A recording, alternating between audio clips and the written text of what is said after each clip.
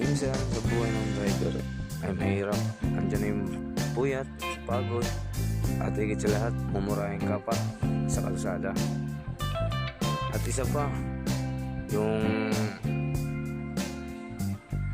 bibintangan ka sa amo mo na hinalaan ka, ganyan. Sinasabi mo naman totoo na kulang talaga yung mga konsumo, ganyan, diesel, yan. Siyempre, tulad ngayon, traffic, di ba? Tapos, hinalaan ka, hingi ka ng kung dagdag diesel, sasabihin, saan yung diesel? Saan yung inano? Yan, di ba? Mahirap, sakit sa damdamin yun sa mga driver. Pero tinatanggap pa rin ng driver yun.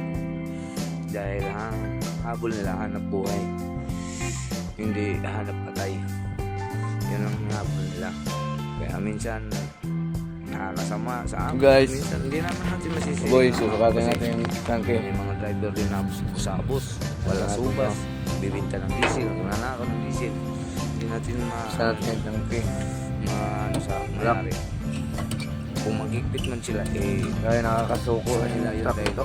na lumangayon sila sa tauhan nila dati dahil Ang ko kung paano din-discard ni Pare-Joy nito. pero sa akin hindi. Kasi ako lumaban ng parehas. Nauna ako diesel na sa trabaho ko.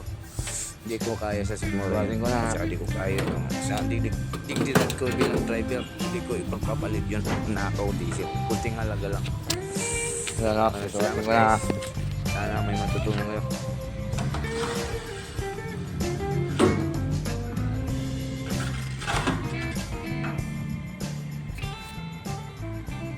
Yun. Isa. Isa, dalawa, tatlo. Tatlong guhit at tatlo.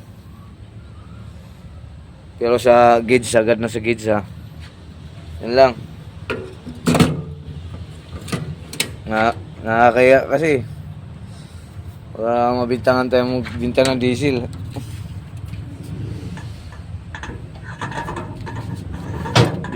Di natin kaya yun sa Sekmura.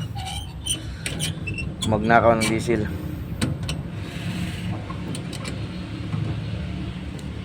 Kunting halaga lang yan. Pagpalit ko sa trabaho mo, tigos na to.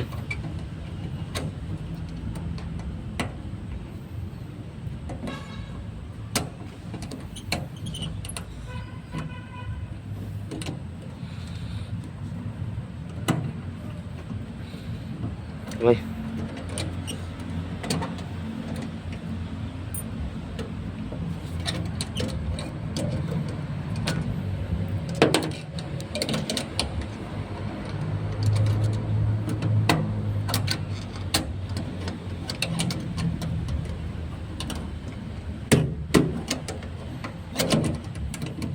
Yan.